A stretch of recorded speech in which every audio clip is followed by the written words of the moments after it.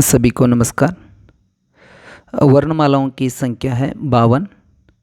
इसके विवाद में कामता प्रसाद गुरु ने 43 वर्ण माना है। ಕಾಮತಾ ಪ್ರಸಾದ್ ಗುರು ಅವರು 43 ವರ್ಣಮಾಲೆಗಳ ಸಂಖ್ಯೆ ಅಂಥೇಳಿ ಅವರು ತಿಳಿಸಿದ್ದಾರೆ. ಆದರೆ ಒಟ್ಟು ವರ್ಣಮಾಲೆಗಳ ಸಂಖ್ಯೆ 52. ಅದರಲ್ಲಿ 11 ಸ್ವರಗಳು ಬರುತ್ತೆ.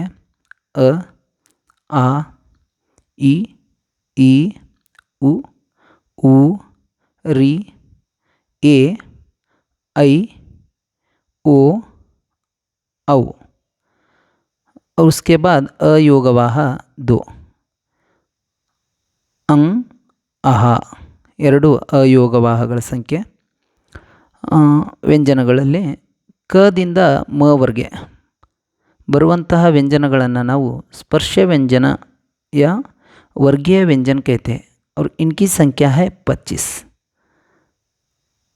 उच्चारण के दृष्टि से हम क वर्ग को कंठ से उच्चारण करते हैं, च वर्ग को तालव्य से उच्चारण करते हैं, ट वर्ग को मूर्धन्य से, त वर्ग को दंत से, प वर्ग को ओष्ठ से हम उच्चारण करते हैं.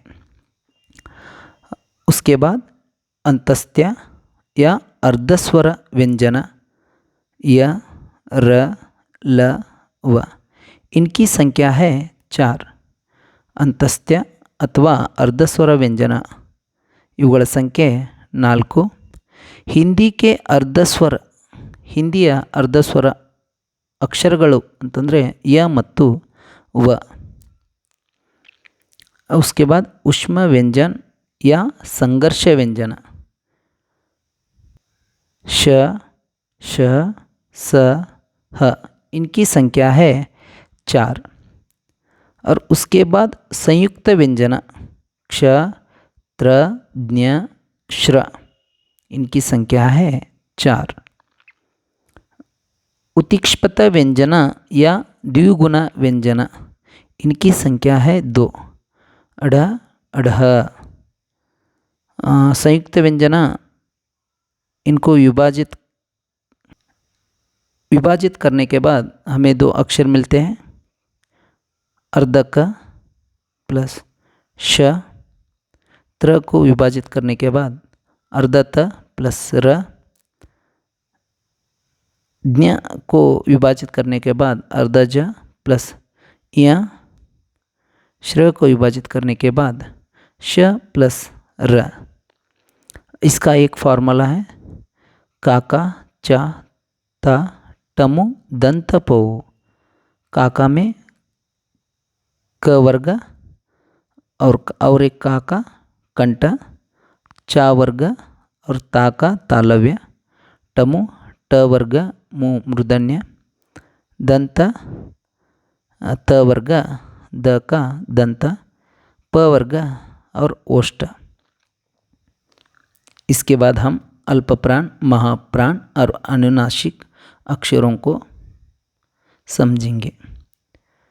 अल्पप्राण सभी स्वर अल्पप्राण होते हैं. ಎಲ್ಲ ಸ್ವರಗಳು अल्पप्राण ಆಗಿರುತ್ತೆ. व्यंजन के पहला, तीसरा और 5वें अक्षर और अनुस्वार को हम अल्पप्राण मानते हैं. व्यंजन के पहले, तीसरा और 5वें अक्षर को हम और अनुस्वार को हम अल्पप्राण मानते हैं. उसके बाद महाप्राण दूसरे और चौथे अक्षर को, दूसरे और चौथे अक्षर और उष्म व्यंजन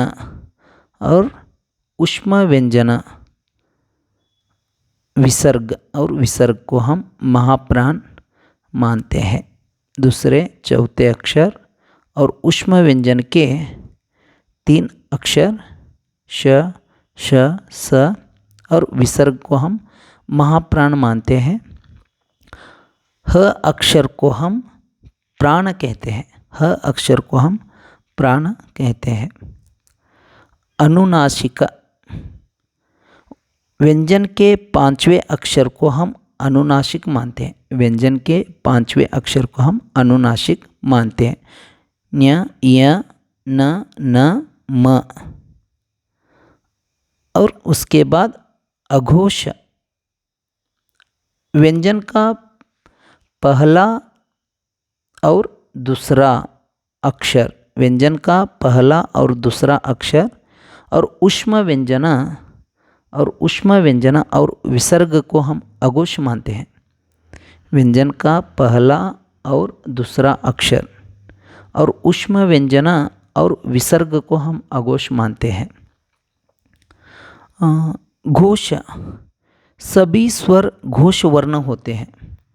सभी स्वर घोष वर्ण होते हैं। व्यंजन का तीसरा, चौथा और पांचवा अक्षर, व्यंजन का तीसरा, चौथा और पांचवा अक्षर और अनुस्वार, इन अक्षरों को हम घोष मानते हैं।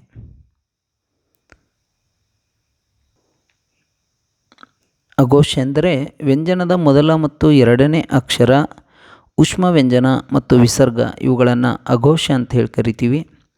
ಘೋಷ ಅಂತಂದರೆ ವ್ಯಂಜನದ 3, 4 ಮತ್ತು 5ನೇ ಅಕ್ಷರವನ್ನು ನಾವು ಘೋಷ ಅಂತ ಹೇಳಿ ಕರಿತೀವಿ. ಅದರ ಜೊತೆಗೆ ಅನುಸ್ವಾರವನ್ನು ಕೂಡ ನಾವು ಘೋಷ ಅಂಥೇಳಿ ಕರಿತೀವಿ. ಇಷ್ಟು ವರ್ಣಮಾಲೆಗಳ ಬಗ್ಗೆ ವಿವರಣೆ ಇದೆ.